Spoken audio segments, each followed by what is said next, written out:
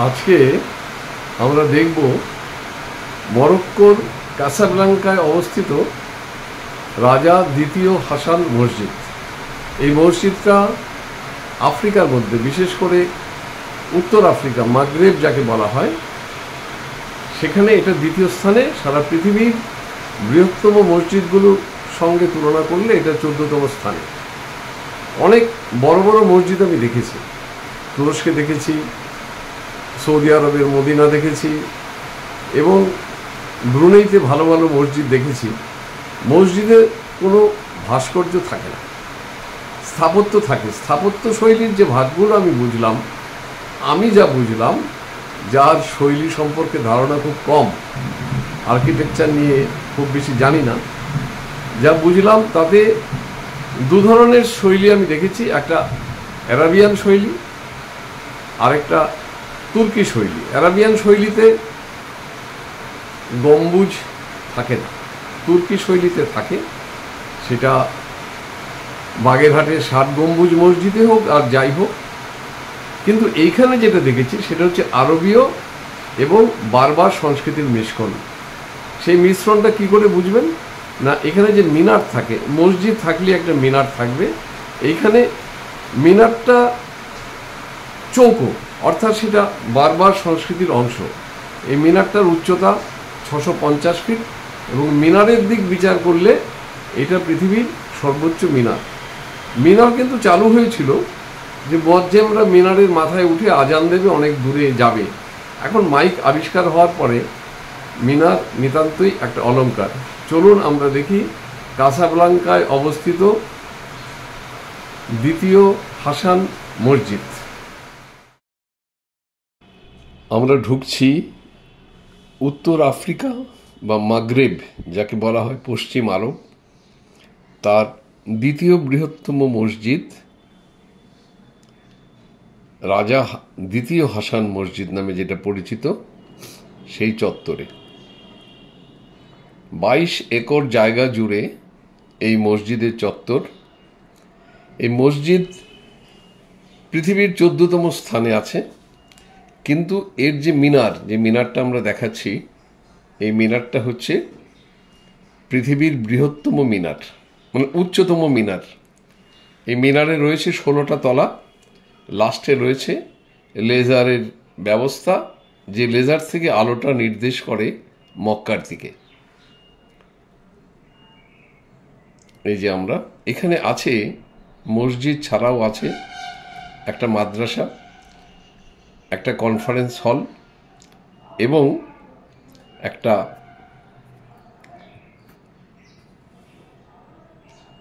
Museum. আমরা যাচ্ছি, আমাদের সামনে চলে যাচ্ছে জোরাব। আমরা এখন ঢুকছি মিউজিয়ামে। আগেই বলে রাখা ভালো, কোনো ইসলামিক মিউজিয়ামে দ্রষ্টব্য তেমন কিছু থাকে না, শুধু ক্যালিগ্রাফি, মানে কোরআনের ক্যালিগ্রাফি। কারণ যেখানে ভাস্কর্যের কোনো স্থান নেই, মিউজিয়ামে আর কি থাকবে, পেন্টিংয়ের কোনো স্থান নেই, শুধু কোরআনের ক্যালিগ্রাফি আর কিছু কিছু হিস্টোরিক্যাল ইভেন্টস দেয়া থাকে। এই মিউজিয়ামটা আমরা প্রথমে দেখে নিলাম।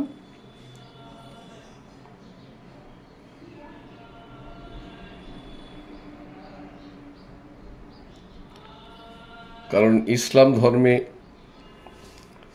পেন্টিং, স্কাল্পচার সবই নিষিদ্ধ।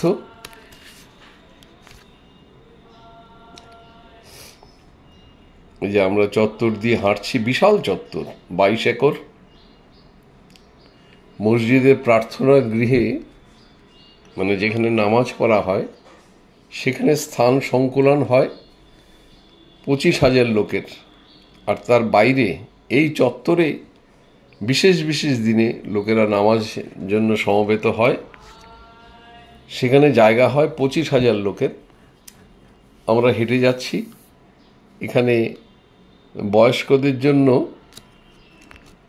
ব্যাটারি চালিত গাড়ির ব্যবস্থা আছে। আমরা তো বয়স্ক হইনি, আমার তো মোটে 75 বছর। আমরা এগোচ্ছি, অনেকটা তো রাস্তা। এই যে আস্তে আস্তে মূল মসজিদের দিকে আমরা এগোচ্ছি। আমি একটু পিছিয়ে আছি।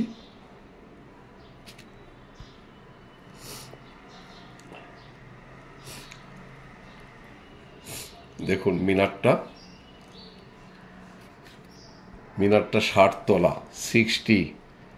তার উপরে লেজারের ব্যবস্থা, ওই যে একটা ছোঁচলো আছে, ওইটা পয়েন্ট করে মক্কার দিকে।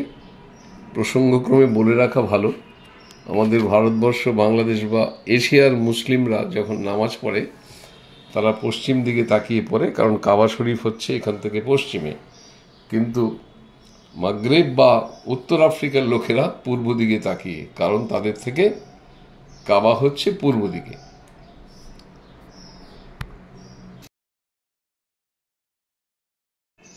জুরান আগে আগে যাচ্ছে, আর আমি ভালো করে মিনারটাকে দেখার চেষ্টা করছি। এখানে মিনারটা চৌকো থাকার কারণ হচ্ছে এটা নাকি বারবারিয়ান কালচার বা পশ্চিম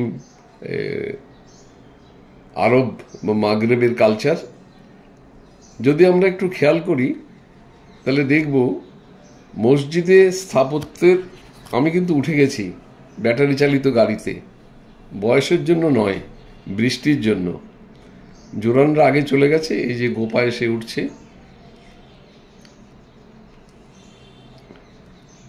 ব্যবস্থাটা নিতেই হলো বৃষ্টির জন্য। যেটা বলছিলাম, আমরা যে মসজিদে গম্বুজ দেখি, এটা নাকি তুর্কি সংস্কৃতি। আরবীয় সংস্কৃতিতে নাকি গম্বুজ নেই। এখানেও আমরা কোনো গম্বুজ দেখলাম না। আর অন্য জায়গায় এশিয়াতে তো গম্বুজ ছাড়া কল্পনাই করা যায় না। আমরা ঢুকে গেছি মসজিদের ভেতরে।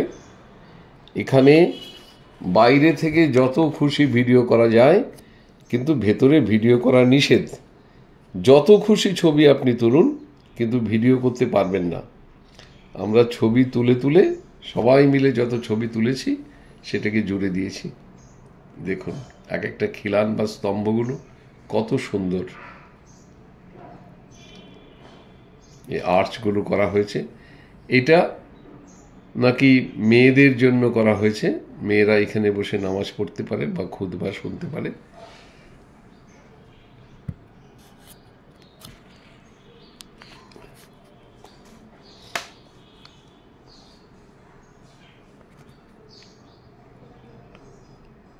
তাকিয়ে থাকার মতো, সমস্ত কিছু মার্বেলে তৈরি। আর এটা খুব বেশি প্রাচীন নয়, 92 সালে তৈরি হয়েছে, 1992। ঝাড়বাতিগুলো ভীষণ সুন্দর। এটা আরেকটা জায়গা উপরে রাখা হয়েছে মেয়েদের জন্য।